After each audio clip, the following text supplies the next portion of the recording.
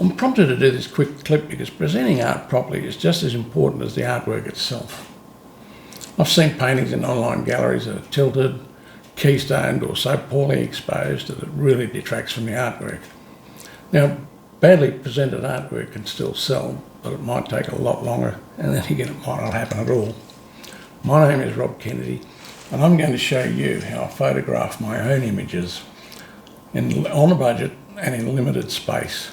The photos that I take are quality images that can be uploaded to social media or even your own art gallery online. They're presented in the best possible manner, and they can also be used as prints. Don't let second-rate images affect your sales.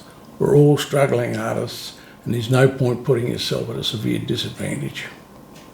So to get the ball rolling, you'll need either a second-hand easel or some way of fixing painting flat against the wall. I got a second-hand easel off Facebook Marketplace for $10. I also picked up a brand new laser level for $12. And the other thing you're going to need is a tripod, which you can pick up off eBay for not that much money. The other thing you'll need is a camera. Now you can do this on a mobile phone, but you get better results using a fixed lens camera. I did say you could do this on a budget, and if the only camera you've got is on your phone, then go for it. In my case, I've got a Sony ZV-E10, which was $700 posted, which is probably puts it in the very cheap range of fixed lens cameras. It's great though. It takes better images, which are very helpful. In fact, it's essential, in my opinion, if you're going to do print work. Now I'm going to show you how to set it all up. Okay, so you can see that I've pulled my easel apart and mounted it flat against the wall. Now the reason I chose this location is that I've got a ginormous window here, and it lets in natural light, which is ideal for this work, and that will last for about 2. So I don't need any supplemental lighting whatsoever. And then once that's set up now with the picture there, I can set up the camera to take the photos. But before that, you'll notice I've got a small piece of wood here under the top jaw so that it doesn't cast a shadow over the work. And now I'm going to level the camera and get ready to start taking photos. Okay, so for the next part, you need to get the camera facing straight into the painting. Now if it's facing down like that, you'll find that the keystoning occurs and that the painting looks bigger at the top and smaller at the bottom. Now if it's like that, and that's exaggerated, the painting looks larger at the bottom and smaller at the top. So this is where the leveling comes in. Now you can use a spirit level, and you want to get that level like that. And that means it's pointing straight ahead. Now the other way to do it, and my favourite, is this laser level. And it will tell you that one side is higher than the other, and it's a bit more accurate than the laser level. So once you've got this set up just nicely and level, and that's about as good as you're going to get, 10 to 5, that's when you can bring the painting to the artwork and set the lens to be dead set centre of the painting. Now I've measured this before, and I know that the centre of the artwork is just here. So I need to move that up. If I can find which way it loosens the nut. And that puts the lens directly in the centre of the painting.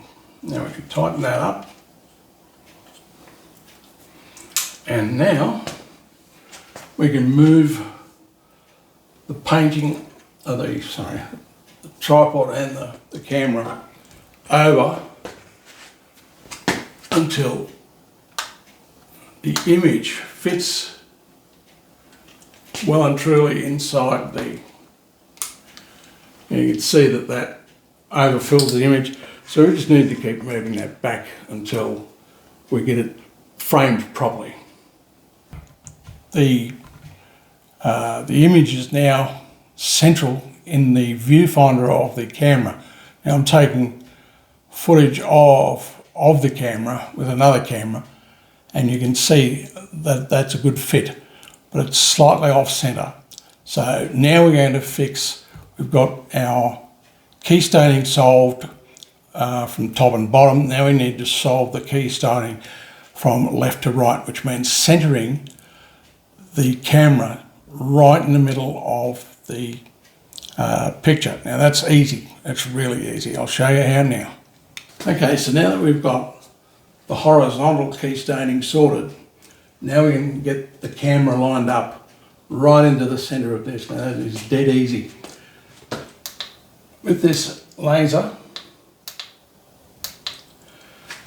and that casts a beam, and I'll put that right over this center part of the easel. Now the beauty of this is that when I move my when I move my tripod and camera in front of the laser, it shows a red dot or red line on the tripod, and that means that we are absolutely dead perfect, square to everything. And I'll show you that in a few seconds. And there you have it. I've moved the tripod with the camera obviously right into the centre of the beam, which means that everything now is perfectly aligned and we can go ahead and start taking photos. Okay, so what you're looking at now is my app to manage the phone, the camera, so I don't have to touch the phone or the other camera. Now what I'll do is I'll take a photo. Everything's nice and square and level. And so we take a photo, and now we adjust the exposure level. Now I'll take maybe 10 of these shots because I'd rather adjust the exposure here now and maintain all the colour balancing and everything like that, because I'm shithouse at Photoshop. So if I do it now, then I don't have to do it in Photoshop. And that saves me time and money. And you can see how the image is now getting darker as I reduce the exposure. And if I increase the exposure to say there, it gets very bright. So that's overexposed. But as you know, it's not always what you see on this camera won't be the same as what you see on your PC. So I'll take about 10 of these, and that's it. I will then take the best photos, or the best photo, to then upload to Instagram or my website, or take to the printer and have prints done. So yeah, the few takeaways I thought of after I finished doing the main photography was to turn off your ceiling lights. Incandescent lights or the old filament lights, unless they're the same temperature or Kelvin as sunlight, that'll interfere with the colour balance in your photographs. And it's nearly, I mean, if you're like me and can't work Photoshop, it's nearly impossible to get to rebalance that properly. So take the photos, in my opinion, in the first place correctly, and you'll do a lot better. The second thing is, the more work you put into the photography, part of it, I mean, it may seem unnecessary because you're an artist, you paint, you don't photograph, but the results can be that you end up producing a really nice print that can boost your sales and boost your profile online, which is the goal of every artist. I hope it was helpful, and thank you so much for watching.